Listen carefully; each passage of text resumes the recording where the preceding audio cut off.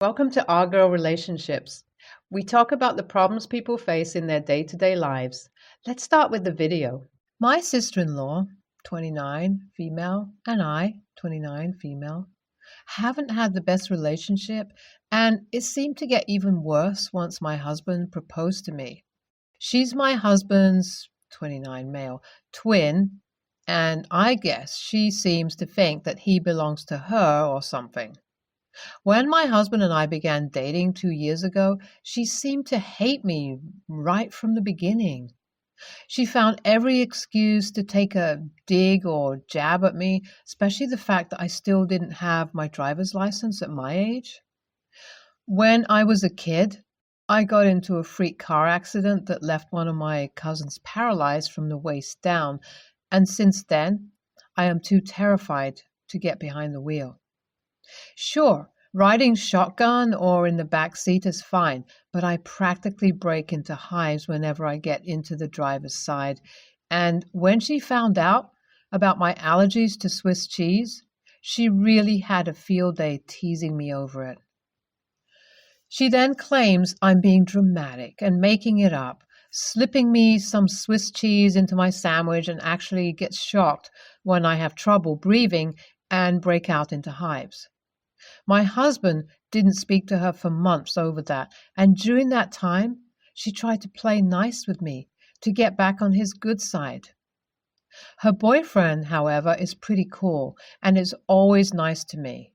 He has the most adorable son, and I sadly feel sorry for them both because he deserves a better person for a girlfriend, and his son deserves a better future stepmother. He's way too nice of a person to be with someone as vicious as she is, but he is no doormat, and he does pretty well with putting her in her place. I could tell he was starting to reach his end with her just from the way she causes issues and then tries to play the victim. Like the Swiss cheese incident was something that made him so mad he almost broke up with her. All the time my car wouldn't start at work and I needed someone to come get me. She said that she would be there in 15 minutes but left me waiting out in the freezing cold for over 2 hours until she arrived, just as smug as could be. Then she didn't understand when my husband or her boyfriend wouldn't speak to her the next day. I was excited for our wedding because we are currently staying at his parents' house until we move into our new home on the day after our wedding. That would mean that I wouldn't have to see my sister-in-law so much, and maybe it'll help keep the conflict down. For some reason, my sister-in-law has been trying to find ways to ruin my engagement as far as me being happy. She even had the nerve to be upset that she wasn't going to be my maid of honor and said that I always had it out for her.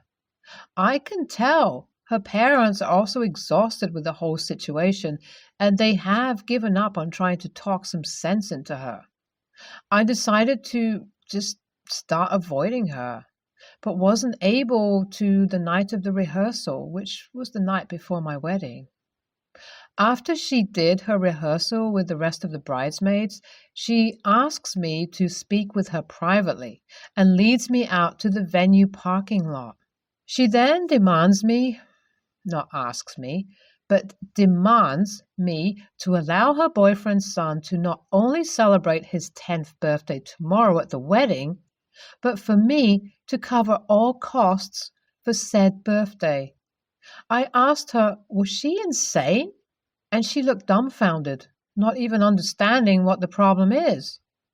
I told her that as much as I care about her boyfriend's son, it is very inappropriate to rearrange the entire day that had been planned out for a year to accommodate his birthday, when it wasn't even his birthday the next day. Yes, that's right. His birthday was the following Monday, not the day of the wedding, which was on a Saturday. She says that it's normal for kids to celebrate their birthdays on a weekend, and I told her they should be able to celebrate it on a weekend. It just wouldn't be at my wedding. She suddenly blows up at me and starts calling me a female dog and how her brother deserves someone who is so much better than I am. She berates me for a couple of minutes until I become so upset.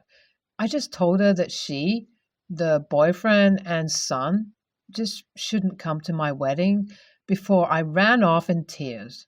Now I realize I was wrong to disinvite her boyfriend and his son because I really do like them and they didn't even do anything wrong in this situation. But it's the night before my wedding. My hormones are already running all high, and she's verbally attacking me because I won't change my wedding plans. I tell my husband about what his sister tried to force me to do, and he was upset that he had words with her too. Even their parents were fine with her not coming to the wedding and said that if she can't treat me like family, then she doesn't need to be at a family event. The next day, my wedding was perfect, and I still get emotional thinking about how special that day had been for us. There was absolutely no drama since my sister-in-law wasn't there, and everyone enjoyed it. At the wedding reception, I'm enjoying my meal when suddenly his sister-in-law is calling my phone. I step outside to answer the call, hoping she's calling to apologize, when she suddenly screams at me, saying that her boyfriend wants to leave her and it's all my fault.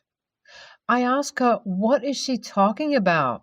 And she says that her boyfriend got mad at her for being disinvited to the wedding. She said that he doesn't blame me because my sister-in-law probably forced my hand with her wild antics, and that the fact he has to pay for something my sister-in-law did shows him that maybe he shouldn't be with someone who makes him a casualty in situations. Not only that, but he told her that the more she does the things that she does, the more she doesn't look like the best fit for being his son's stepmother. I told her that possibly she can't blame me for something that she caused in the first place by demanding I let him celebrate his son's birthday during my actual wedding. She said that everything is my fault, that she was my husband's twin sister and I was wrong for disinviting her before she hangs up. AITA for disinviting her from my wedding? Wanted to give a one-time update.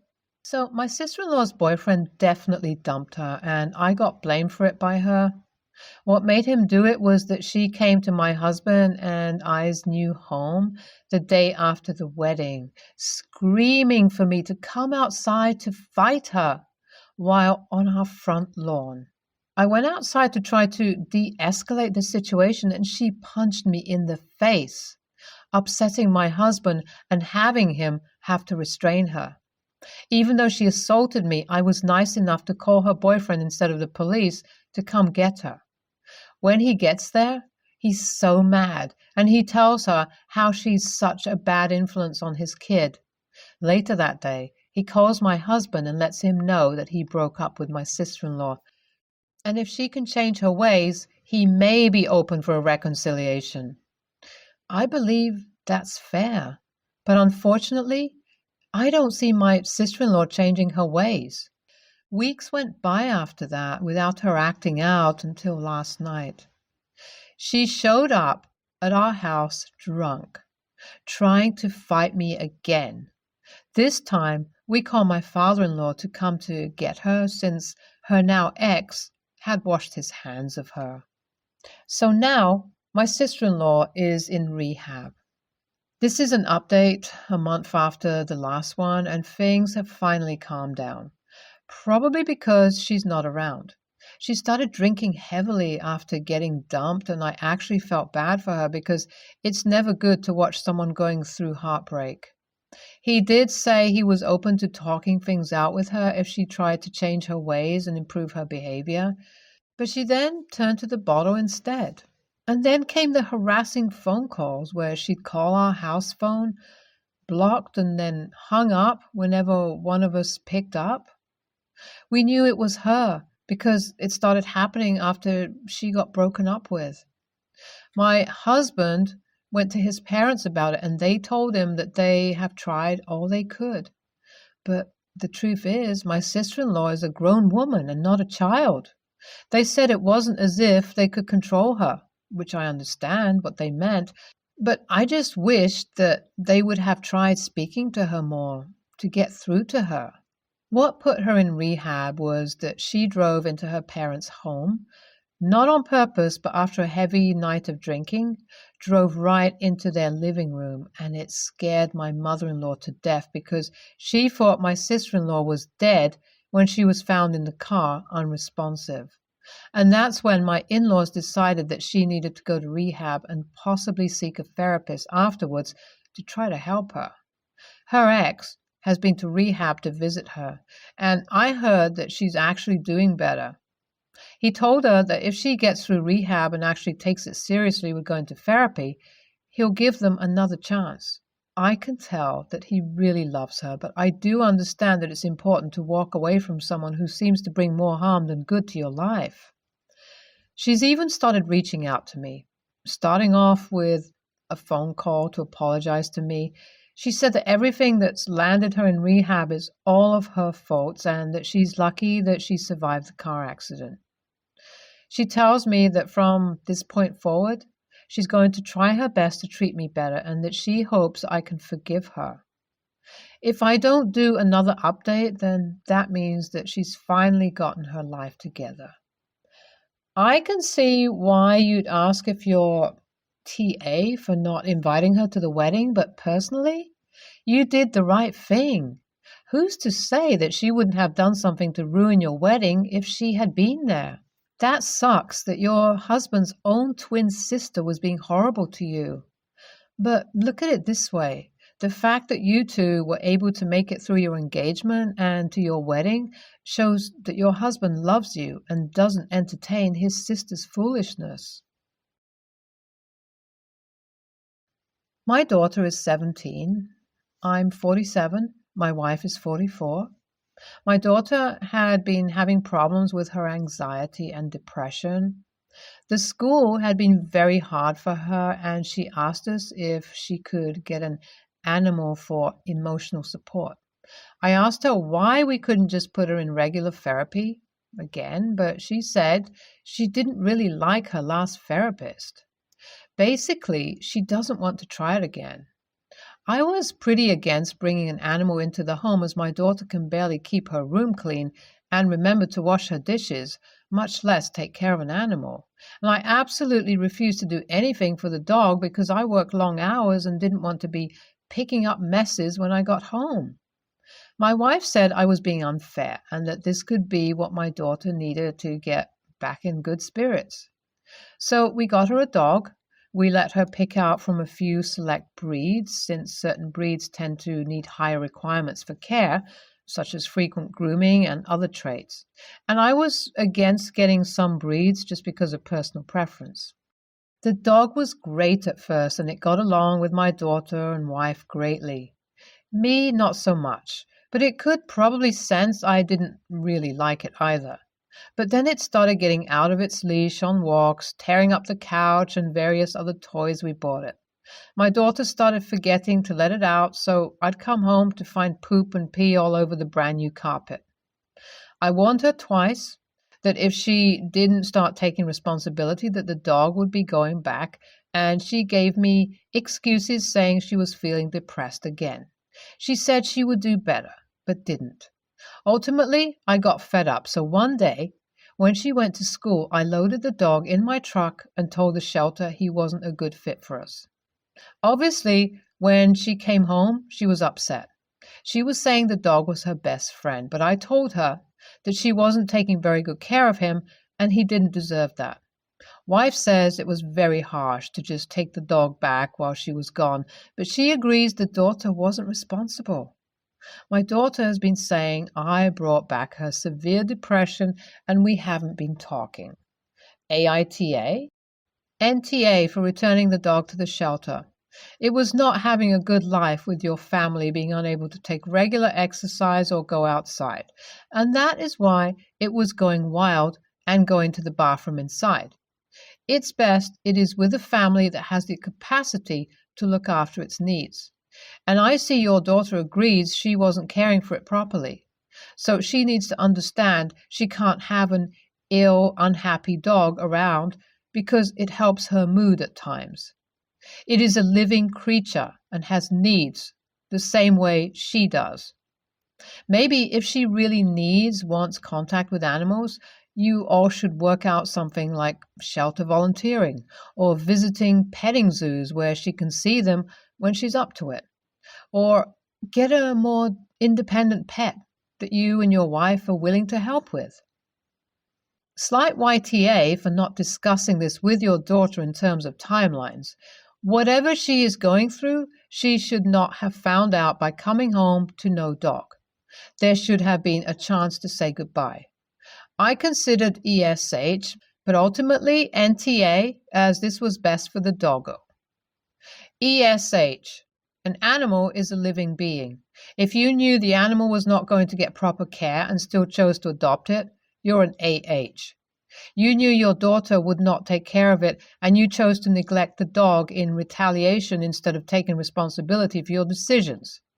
The same thing you are shitting on your daughter for. Why the hell would you get a dog in the first place if you knew nobody would take care of it? That's borderline abuse. The only thing I can give you credit for is returning the dog, so hopefully someone with basic empathy can get it a good home. I, 17, non-binary, have Spanish in the morning from 7:15 to 8:45 EST every morning since the beginning of the school year. My teacher insists that the policy of her classroom is for her to open the door and her only. No student shall open the door unless they're leaving the classroom.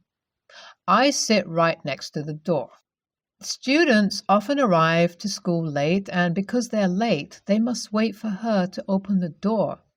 No issue, right? However, she leaves students outside for 10 to 15 minutes at a time, and no matter how many times the student knocks, she will not open the door. People end up missing the lecture and miss the instruction for the assignment. She then gets angry at the students for not understanding the lesson or assignment. Today, we were going over a study guide for an upcoming test, and there was a knock on the door. I told her that someone was at the door.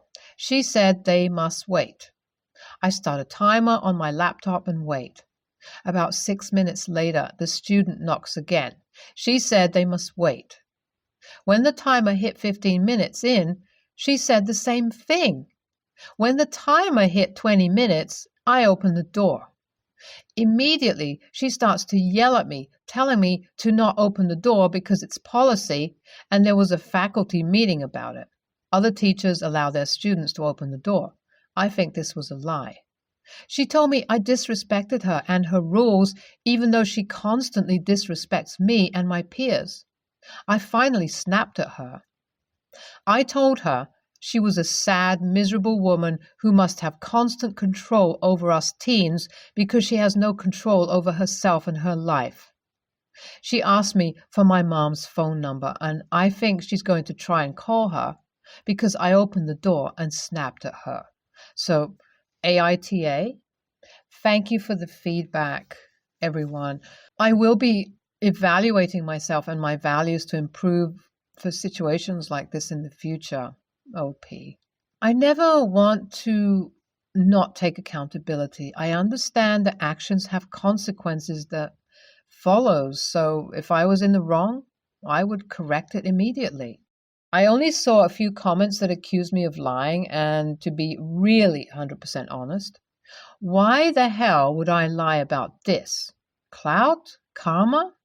I've always been the kind of person to seek justice for the people who cannot speak up, and this isn't the first time this whole situation has happened. The last thing I want to do is leave the problem unsolved. By acknowledging I was out of line, I was able to reevaluate myself and really think if it was a bad move on my part. That's why I posted it, because I was unsure of myself, and if I was, I can grow and move on. I never intentionally hurt someone and typically avoid confrontation. Everyone's opinions are valid here. No one is ever right or wrong on judgment. ESH. School policy is that all students are to be in the classroom when the bell rings. No one in the halls. If you are late, the teacher either marks you as late or a sweeper does, and that allows you to go into the classroom. As a former teacher, I have never heard of any teacher keeping a child alone for 20 plus minutes.